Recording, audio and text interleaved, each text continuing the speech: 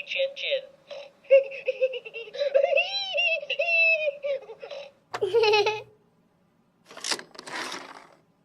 Farmer Bill gives the pigs piggyback rides.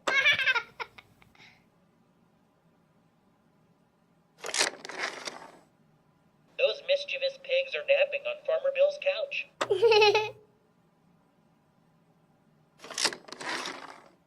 The pigs wash the dishes after supper.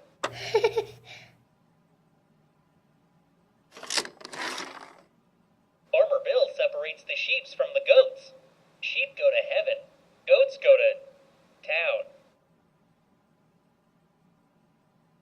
I'm sorry, guys. It's not good.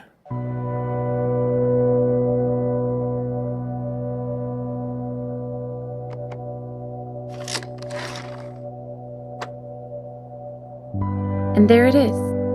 They get it now. The MRI? They've always been Sometimes I wish we could just leave them waiting a few more minutes, Is that a recurrence? because once they get this news, their life Where is it? never goes back to how it was before. Well, it's Those were their frontal last cortex, normal minutes. and it's quite small at this And point, they but didn't even know unfortunately it. The size isn't terribly important. I'm glad he's so good at this. He takes the losses so personally. Joel's looking good. He's been making progress, his weight is up. It's just hard to believe that we only made it halfway through chemotherapy. It was rough at first, but I really started to think that he was gonna make it. Any recurrence means the chemotherapy has failed. This is a tragedy.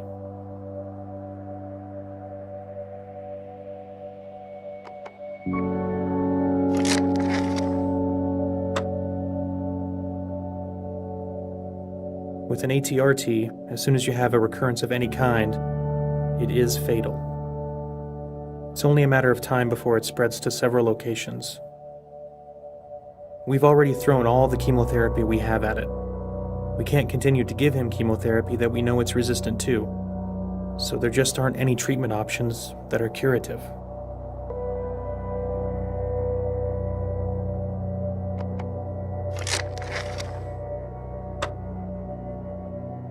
I guess I'm going to cry after all because they love us.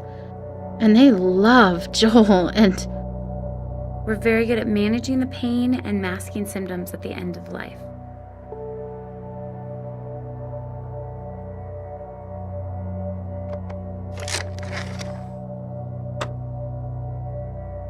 Oh, miracles are how scary. long are we talking about?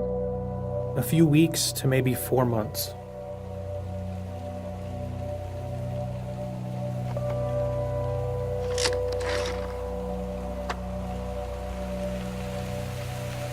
So, the radiation would buy us some time.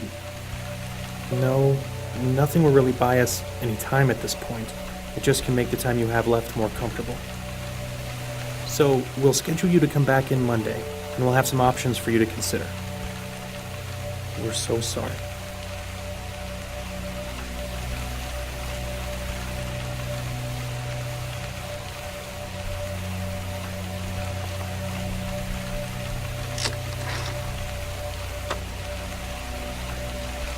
Oh, God, I do not want a replacement baby. If that was your plan, I am not on board. I don't want some new baby to help me move on. I would not have chosen it. Oh, God. Joel has to live, or I will not love this baby. You're welcome. I'm sorry, guys. It's not good. The MRI? They've always been clear. Joel's had a recurrence of his tumor. Well, where is it? How big is it? Well, it's in the frontal cortex, and it's quite small at this point. But unfortunately, the size isn't terribly important. Any recurrence means the chemotherapy has failed. This is a tragedy. With an ATRT, as soon as you have a recurrence of some kind, it is fatal. It is only a matter of time before it spreads to several locations. We have already thrown all the chemotherapy we have at it. We can't continue to give him chemotherapy that we know it's resistant to. So there just aren't any treatment options that are clear. We're very good at end of life care. We're very good at managing pain and masking symptoms at the end of life.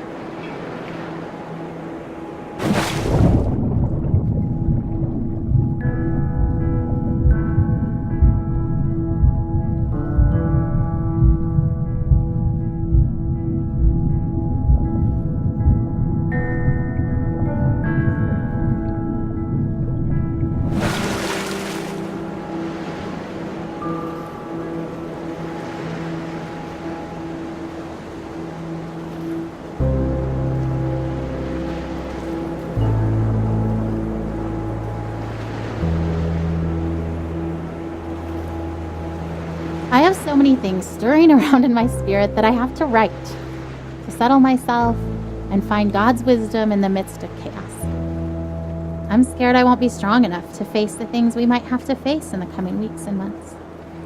But then I remember how much grace God gave us to walk out everything we've already faced.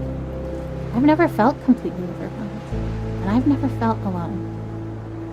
So no matter what comes next, and I truly cannot even begin to guess how this will go, I know we will be carried. I want to shout out, "Look what God is about to do. Watch how he delivers Joel." And at the same time, I want to roll up in a silent ball and wait it out with fear and trembling, so aware of all my doubt, but yet convinced that my doubt is insignificant compared to God's faithfulness.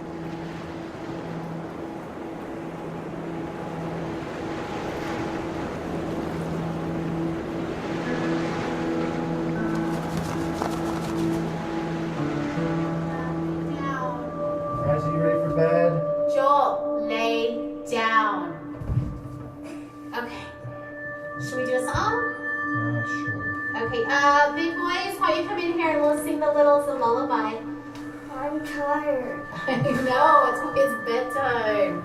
Ugh, okay. Elijah, lay down. Babe, did you even check in his mouth? Who's Joel? No. Joel has chicken stuffed in his cheeks from dinner. Get it out, that is so disgusting. Been in there for the last 2 hours. Okay, hold on, I'm trying.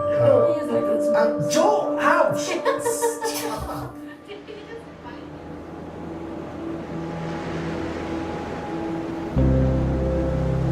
Dear Eli, I feel nothing but pride for the way you battled cancer. I remember the way you learned to ride your tricycle down the hospital hallway instead of down the sidewalk like other 3-year-olds. It was hard for me to pray to God, "Thy will be done," when I really just wanted so desperately for him to heal you. In the 4.5 years that you dealt with harsh treatments, only once did you ask why God let you get cancer. I hope he has been able to explain the why to you, as I have always believed that he knew how strong you were and wanted to use you and your situation to positively impact so many lives. I remember how you never let me go to bed without telling me that you loved me, and how those were your very last words to me. You taught me what was truly important in life, son. Still now, years after you left Earth, people are impacted by your life and the lessons you taught us. Thousands of people from around the world read your blog and still feel such a strong connection to you, even though they never met you in person.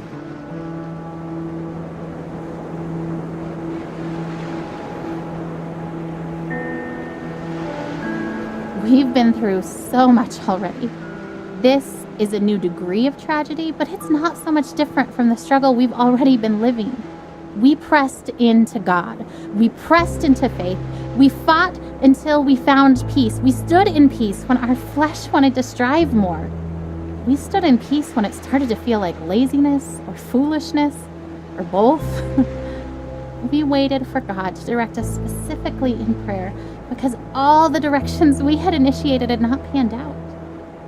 We prayed for no nausea because that's what we felt in our spirits we were supposed to pray, even though we'd prayed it countless times before while Joel continued to vomit. We saw one small miracle, and then another. We waited to pray specific things until we were given specific direction, and we saw bigger miracles. And yet, if you asked either of us if we were doing enough, trying hard enough, we would say no.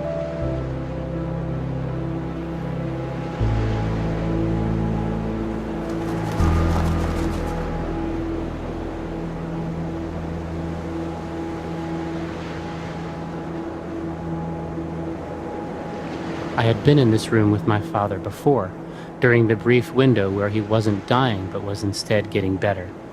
That wasn't the man I saw this time. I saw the other one, the one who cried out and needed holding, the one who fell asleep for 20 seconds and then woke up a different person each time. There was a clear part right in the middle of it, a minute or so, where everything was calm before his tour of hell resumed. That was goodbye, even if no one said it. I don't think I will ever get better after having seen that. I think this is the kind of knowing that stays with you. I can reach into my pocket now and find it there.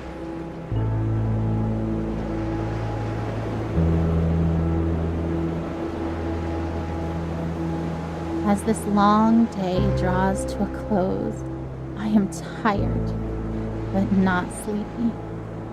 My face is puffy from crying. I have a dry throat and dry hands, a slight headache, and a desire to write down absolutely everything. I want to describe the feeling of being entirely empty and entirely resolute. I want to explore how I can be deeply sad and incredibly hopeful at the same time.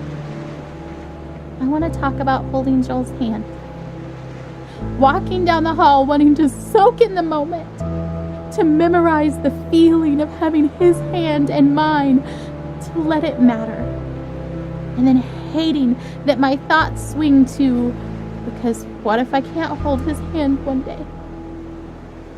And hating that thought, wishing I could just appreciate each second of Joel without that appreciation spilling into the pre-mourning I refuse to do because I believe he will live.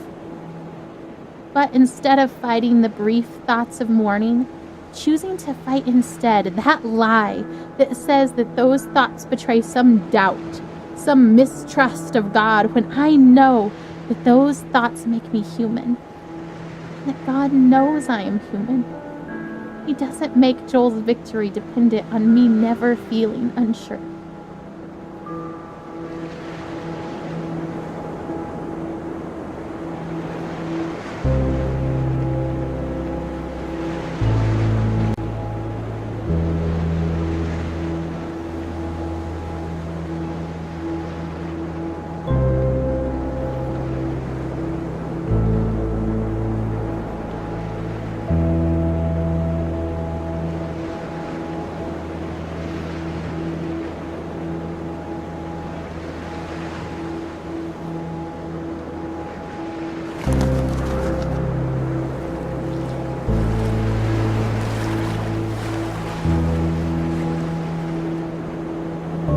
I am at Seattle Children's Hospital, and nobody wants to be here.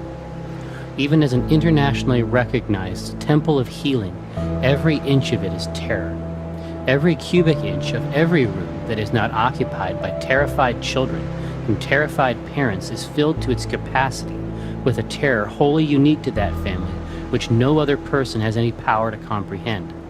There is art on the walls and rooms which is designed to evoke a jungle of some kind, and I resent it. Every giraffe is my sworn enemy.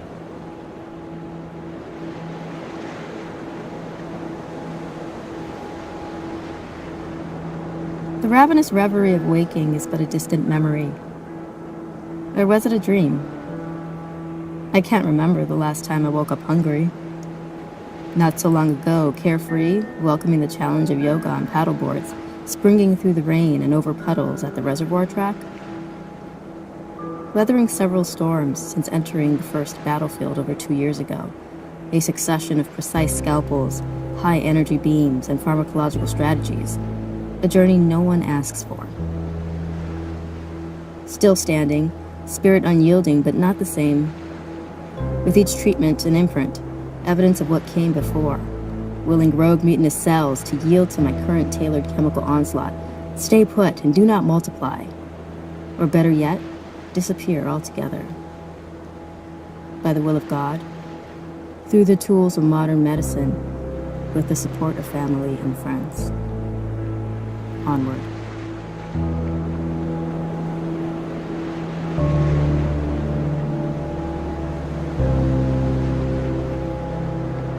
Even though every natural law indicates it, even though popular culture is rife with examples, even though the arc of his condition moved with haste in a particular direction, specifically down, I was very surprised when my father died. I was surprised that he could. It wasn't merely naivete. Those afflicted with his particular cancer number less than 100. It is the sort of cancer that excites a doctor. One of the things that is so exciting about this cancer is that it apparently didn't form the hard masses we use to find the disease.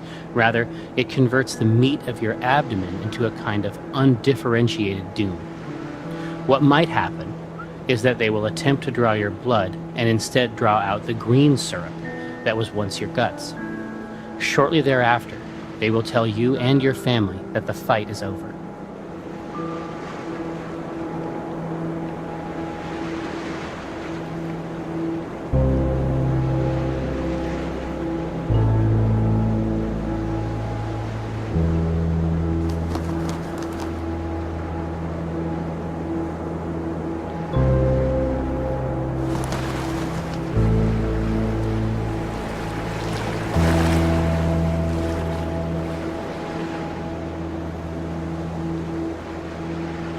You would be happy to know that we continue to sell the Beat Cancer t-shirts that you love so much.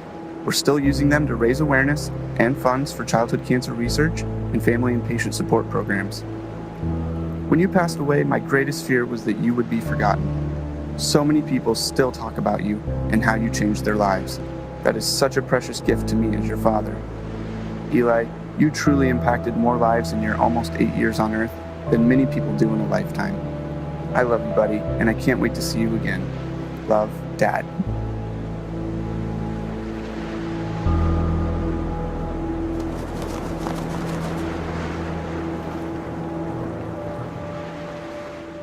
So, how long will we be in California? I don't actually know. That's kind of why we're packing up everything, is because if the trial works really well, then maybe we'll stay in California for a really long time. Like, as long as it keeps helping Joel, then we want to stay and do the best we can for him and stay there where he's getting help. But if the medicine starts to not work, as soon as it's not helping him, I promise we'll come back home. Are we going to Disneyland? Yeah, of course. What do you think, Caleb? You okay with leaving for so long? I'm kind of excited, but I'm kind of not. I mean, I think it'll be fun, but I just don't like missing school. Oh, yeah? You're the only 8-year-old to ever... That's amazing. I hate to miss school, huh?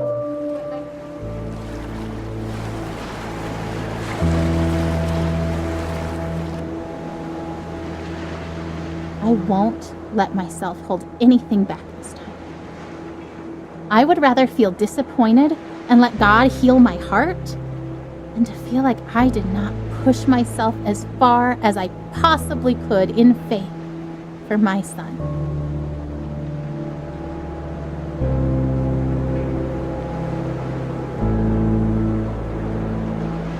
It was easier to believe that God would win this battle for Joel when the dragon Joel was facing was blurry, seen from a great distance up on a hill very far away.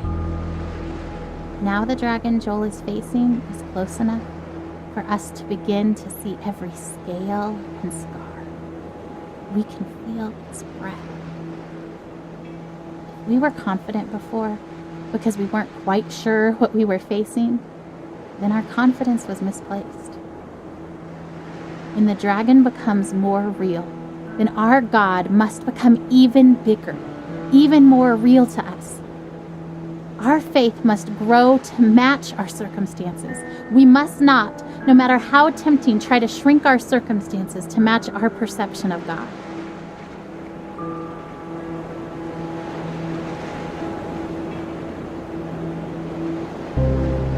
I remember the day I was diagnosed. I remember the hallucinations from the high fever of 5-year-old's nightmares.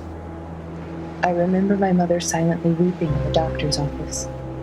I remember friends and family gathered around my hospital bed in prayer. I remember the 2-hour ambulance ride to St. Jude where they could better care for me. I remember the 2.5 years of weekly chemo treatments, the numerous lumbar punctures and bone marrow aspirates. I remember Doctors Bell, Dahl, and Kalwinski, nurses Jean, Judy, and Dale, Miss Chris in social work, Darlene in travel, all part of the team that cared for me. I am a walking memorial to their successes. I remember the other patients I'd see each time I went to the hospital for chemo. I remember when some stopped coming.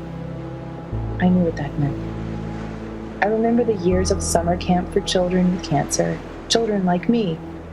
I remember their laughter and the midnight talks of fears and joys, normal kid stuff. Some less so. I remember when some stopped coming. I knew what that meant. But I remember them. I am, and other survivors are, memorials to those who lost their fights.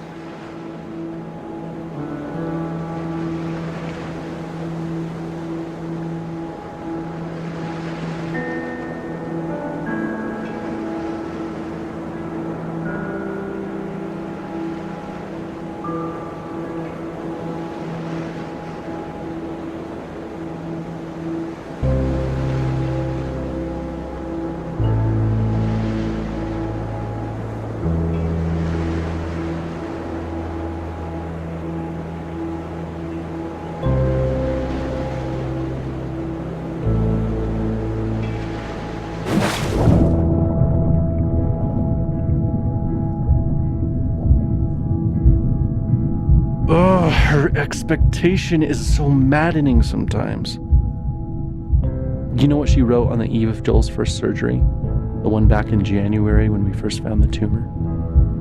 I seriously feel like a kid on Christmas Eve. I'm pleading for God to spare his life, and I'm tempted to despair because self-inspection leads me to conclude I shouldn't expect much of anything. And yet my wife is expecting a surprise party from the Lord, replete with presents, supernatural miracles. I envy her.